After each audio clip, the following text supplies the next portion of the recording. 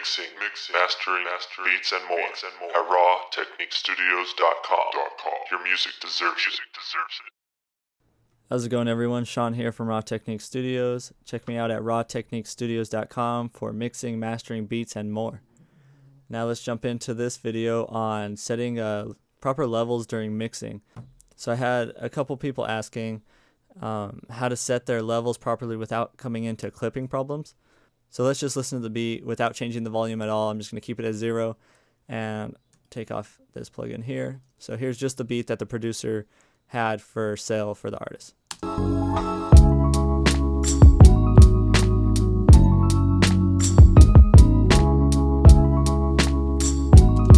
Alright, so you could see right away over here I'm getting really close to the red, and this is what producers do, is they master their beats so that it's as loud as possible to catch the attention of artists. So this has to do with the whole loudness war. Everybody's trying to get their music louder. The reason of this is because for some reason people think louder sounds better. It tends to be the trend with all music. So now producers have to push their music to the limits to get the attention of artists. Now, because of that, when it comes to mixing and we're importing this beat and recording on top of it, we don't have very much headroom. So what we have to do is take some gain off of the beat, and then we put our vocals on top. So let me play it now. I'm going to start at -8.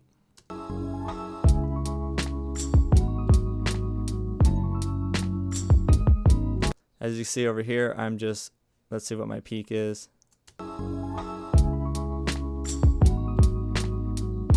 Alright, so I'm peaking at -8.8. Now this is a good level because now I have headroom to put vocals on top of it. So now let's go down to the vocal as well and add that in.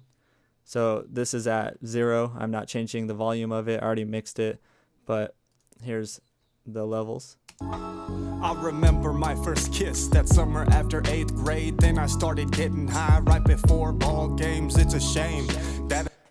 Alright, so it sounds good, but I'm going to add a little bit of the beat back in to fill up some of the space. I remember my first kiss that summer after 8th grade. Then I started getting high right before ball games. It's a shame that I chose that lane. I'm just a good kid, easily influenced. What was I doing? What was I thinking? Right around the time when I first started drinking, just to fit in, I wanted to be cool. Alright, so that sounds pretty good. Now, our levels are fine now. I'm a little hot on the beat, but what you could do if you wanted to just turn down everything. So if I turn this down, everything turns down. That's something like, say you have all your levels perfect and you don't want to go in and start nudging everything down, then you would select everything at once. And then as you can see, if I pull this down, everything's going down as well. Alright. But if you do that, remember that your master, after you take off the all, you want that to be at 0. So you don't want it to be negative. But if that's not a problem, then go back to your regular levels. I remember my first kiss that summer at... Alright, so I'm happy with those levels. Now let's look at what we're peaking at on the master fader.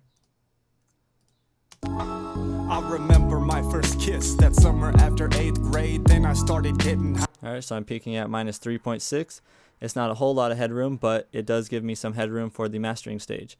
A basic for recording, I usually stick about -12 on my recording. So let's check out this vocal, what I recorded it at, what my peak was. So I'm going to take all this stuff off. I remember my first kiss that summer after 8th grade. Then I started... As you can see, I'm peaking at -11.1, so I'm pretty close to that -12. So I'm going to add these all back in. I remember my first kiss that summer after 8th grade. Then I started getting high. So even after mixing it, this vocal, adding in all my EQs and enhancements and all that, I'm still only peaking at -10.5. So I'm leaving myself plenty of headroom to mix in with the beat, as well as leaving headroom for mastering or any other things that we might want to add into the song. Mixing isn't about making everything extremely loud. It's about getting a good balance between all the tracks so you have an overall good sound. Mastering is the step where you're making everything louder you're maybe enhancing a little bit on an EQ, you're taming your dynamics a little bit more, and dithering down. Well, hopefully this video helps out getting your levels properly set so you're not running into clipping issues.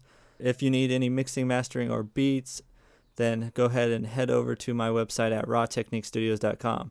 Thanks for watching.